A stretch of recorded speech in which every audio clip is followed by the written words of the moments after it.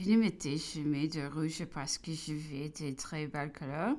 Mais un jour que nous avions joué la comédie, j'en avais la figure tellement couverte que je ne savais plus comment l'ôter. Ma femme de chambre m'indiqua une crème de rose de ma mère.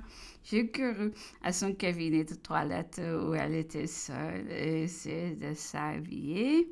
Je me lavais le visage et j'ai retourné de suite dans ma chambre. Mon mari venait de rentrer. Ma femme de chambre lui disait où j'étais. Je lui répétais, mais il ne prononça pas un mot. Le lendemain, il écrivit dans ma chambre et sortit après avoir laissé sur la table ses feuilles verses. Sans doute, elles étaient à mon intention, mais la pensée de les lire ne me serait pas venue.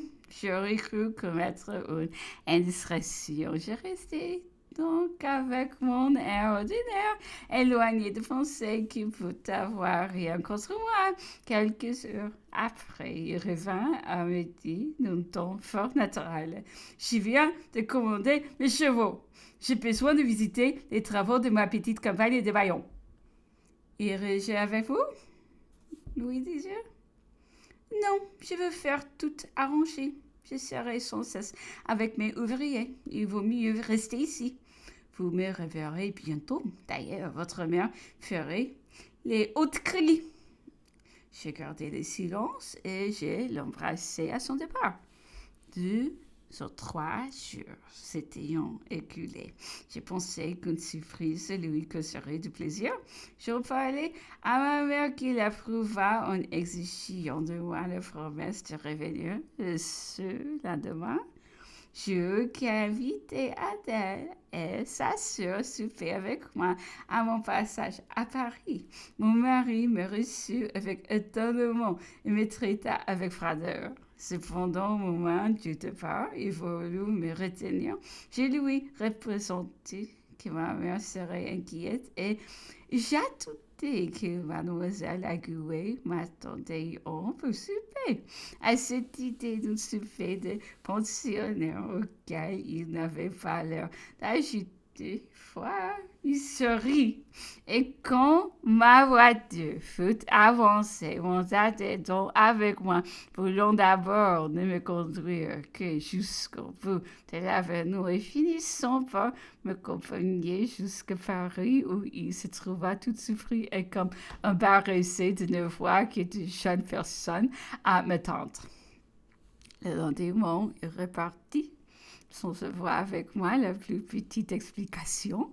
Je devais croire qu'il s'accompagnait l'amuser. Je ne pouvais imaginer la cause de sa froideur. Quelques jours se passeront ici. Le couple s'informa. Pourquoi lui ne revenait pas? Trouva ridicule qu'après si peu de temps de mariage, le mari éloigna d'une jeune femme qui devait aimer. J'ignore s'il croyait à quelques querelles entre nous, mais il l'envoya chercher et aussitôt arrivé et fit entrer dans son cabinet où après quelques instants, il nous appela, ma mère et moi. Comment, Hortense, me dit-il, en me voyant, votre mari vous adresse des justes reproches? Vous qui croyez si douce, oubliez-vous les devoirs qui vous sont imposés? Qu'ai-je fait? M'écriai-je. Je n'en ai aucune idée. Votre mari s'est plaint de ce que, à vos soirées de dessin, vos amis et vous n'avez peu lui une considération, que vous le tournez en ridicule et qu'il ne trouve qu'un de ces égards auxquels il s'attendait. Quoi? Repris-je en sanglotant. Peut-il me croire capable de m'oublier à ce point? Si je ris quelquefois, doit-il supposer que c'est de lui? Qu'il ne me parle-t-il avec confiance? Qu'il ne m'apprend-il ce qu'il désire? Je suis prête à lui sacrifier tous mes plaisirs. En effet, dit le consul en s'adressant à lui, pourquoi cacher ce qui vous blesse? Et comment le montrer? Dit mon mari. Aussitôt que je lui parle, elle se met à pleurer.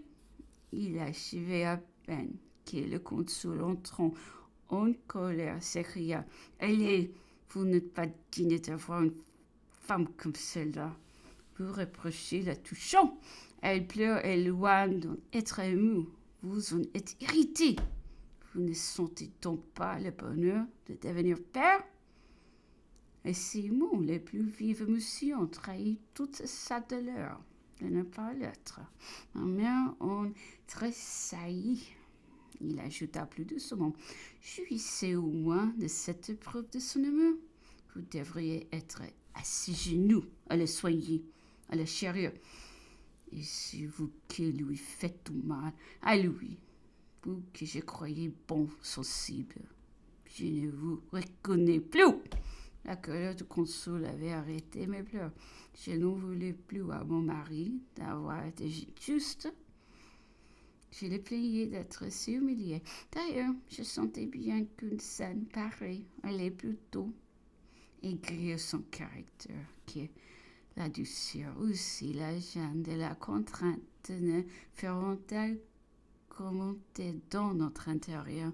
Quoique d'une santé très forte, mon mari avait une main qui s'est desséchée, s'affaiblissait. Elle lui causait de l'inquiétude.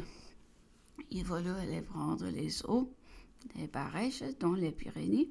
Les consul se récriera encore sur l'inconvénience de ce voyage, sur les propos qu'il ferait tenir. On dira donc que j'ai donné à ma belle-fille un mari infirme et valetudinaire. Mais il finit par se dire, c'était parce que son frère ne s'était jamais voulu me mener avec lui. Ma mère s'y opposa et m'inspira même de la foi en me montrant et les suites funestes d'un si long voyage. Dans mon état de grossesse, mes devoirs envers l'enfant à qui je l'ai donné le jeu. J'étais convaincue entre ses devoirs et celui d'obéissance que je devais à mon mari. Pour lui, il exigeait que je déclarasse formellement à ma mère et au consul mon désir de l'accompagner, n'importe ce qui pourrait m'en arriver. Permettez-moi, lui dis-je, de demeurer neutre et de ne faire que votre volonté quand vous l'aurez déclaré. Souvent, au milieu de la nuit, il me réveillait pour m'arracher le consentement de le suivre partout, quand même il annoncerait ne pas vouloir. Ce commencement de grossesse, joint un besoin de sommeil nécessaire à mon âge, me causait une vive impatience que je parvenais pourtant à dissimuler. Je lui représentais doucement que j'avais bien envie de dormir. Il avait l'air de s'en inquiéter peu, mais répétait qu'il était l'homme du monde le plus malheureux, qu'il m'adorait, que je ne l'aimais pas, puisque je ne lui sacrifiais pas ma mère, et de vaines considérations, qu'on ne faisait pas une fausse couche pour voyager dans une bonne voiture. Je vous suivrai, lui répétai-je. Quelque opposition que mette ma mère et mon accoucheur, mais s'il doit m'arriver un malheur, laissez-moi en obéissant qu'à vos ordres la consolation de ne pas me le reprocher. Il ne lui vint pas à l'idée de remettre son voyage des eaux et de partir. Après avoir renoncé à m'emmener avec lui, il pleurait beaucoup en me quittant.